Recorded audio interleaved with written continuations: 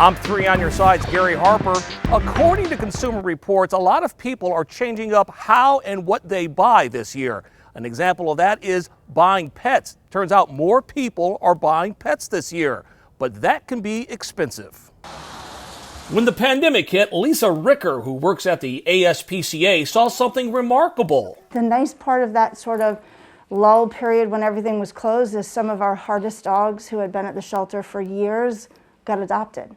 While the pandemic is keeping many families and friends apart, it's ironically uniting pets of all kinds to new homes. So if you're thinking about taking the plunge to welcome a new pet into your house, keep in mind it's not all fun and games. They need exercise, they need enrichment, they need basic training so they can sort of be a good member of the household. And of course, pets don't come cheap. Plan on spending money for food, vet visits, grooming, and more. For example, in just the first year, dog owners will spend an average of around $1,400, and cat owners will shell out around $1,100. To help reduce expenses, look for ways to save. Online food subscriptions can save about 5%, and ask about loyalty programs at locally owned pet stores. When it comes to the vet, pet insurance might help, but know what it covers and what it doesn't before you enroll.